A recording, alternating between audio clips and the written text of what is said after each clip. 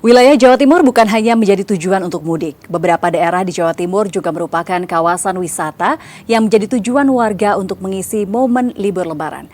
Berikut keterangan dari Dirlantas Polda Jawa Timur, Kombes Iwan Saktiadi yang kami cuplik dari program Sapa Jatim.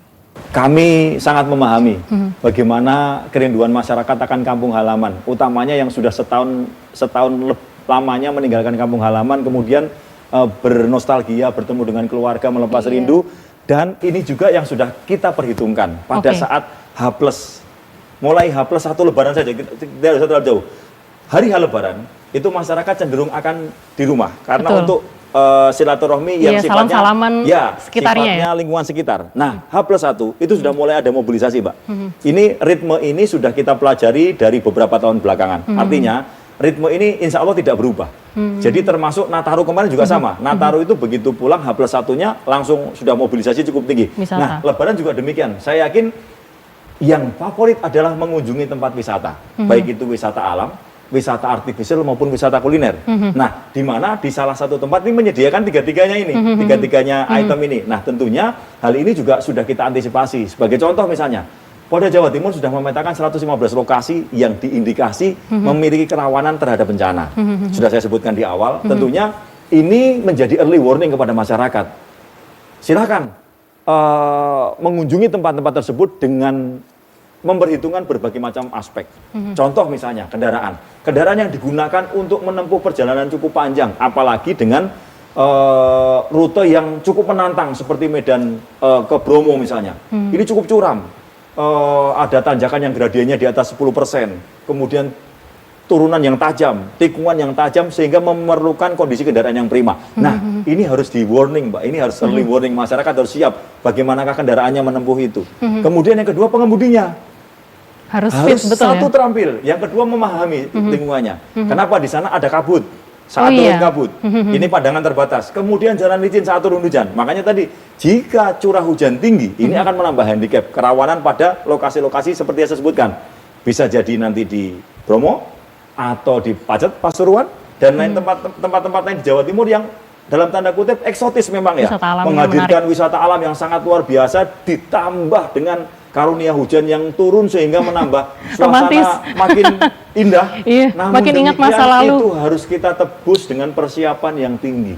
Betul. Masyarakat yang akan mengunjungi tersebut betul-betul disiapkan. Ini ada beberapa tips yang saya sampaikan di awal tadi. Siap kendaraan, siap manusianya, dan tentunya saya katakan betul-betul memahami pengemudi ini situasinya seperti apa. Dan kembali kepada melihat sirkumstan lingkungan yang akan dikunjungi. Apakah itu memungkinkan? Nah, saya kira masing-masing daerah menyiapkan portal informasi, Mbak ya. Tentunya masing-masing daerah kan melalui sekarang eranya media sosial ya, media online, penggiat-penggiat wisata, influencer-influencer juga terus akan berbagi. Nah, mohon itu disimak sebagai tambahan inventaris wawasan saat akan berjalan menuju suatu lokasi. Akan lebih tepat, akan lebih afdol jika sebelum mengunjungi lokasi sudah tahu seperti apa sih. Seperti apa sih istilahnya karakteristiknya, sehingga masyarakat yang menuju ke sana bukan tanpa wawasan, bukan tanpa istilahnya guidance book ya. Nah, itu tetap ada guidance booknya sehingga masyarakat datang ke suatu lokasi yang pertama sekali lagi aman, nyamannya dapat, having fun-nya juga dapat, gitu Mbak. Tuh boleh dicatat ya. Jadi boleh bersenang-senang tapi jangan sampai memaksakan keadaan. Harus paham medan terlebih dahulu ya, harus paham lokasi terlebih dahulu karena itu bisa menjadi bekal keselamatan kita selama berwisata. Betul. Dan satu lagi Mbak, mungkin di sepanjang rute yang akan menuju tempat-tempat wisata itu akan ada pos-pos yang saya sebutkan tadi. Jadi ada pengamanan khusus gitu ya?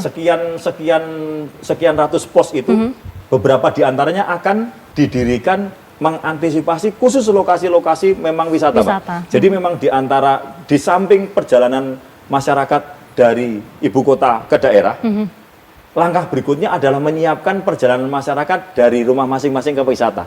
Ini sudah kita mitigasi, sudah kita mapping di jajaran Polda Jawa Timur, dan insya Allah masyarakat yang akan mengunjungi tempat-tempat wisata nanti akan mendapati pos-pos seperti itu, yang sifatnya keberadaan petugas yang siap membantu, mengkomunikasikan, berserta dengan stakeholder yang lainnya. Nanti ada kesehatan, ada dinas perhubungan, ada pemadam kebakaran, mungkin ada yang membutuhkan mekanik, derek dan lain sebagainya, nanti siap di sana. Oh iya, itu penting banget ya. Iya. Karena tiba-tiba nanti kendaraan itu dia bermasalah, trouble, dicek di rumah oleh masih sebab oke. itu saya katakan tadi, menyiapkan betul segala sesuatunya, apalagi yang akan dikunjungi adalah wisata alam dengan handicap yang cukup sulit. Ini betul-betul kondisi kendaraan harus prima, seperti itu, Mbak. Jadi itu adalah bekal untuk kita berwisata di Hari Raya Idul Fitri ya. Jadi sebelum dan juga sesudah, jadi jangan cuma asal syahdu, berangkat tetap harus punya bekal, itu dia.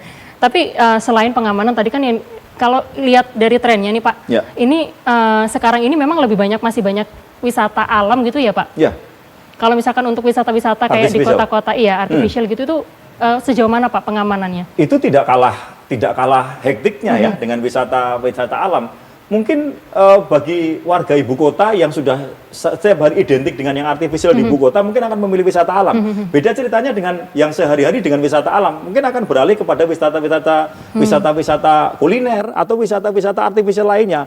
Mall tentunya, mall ini tidak akan pernah sepi saat Iya, karena semakin datang semua nih orang-orang.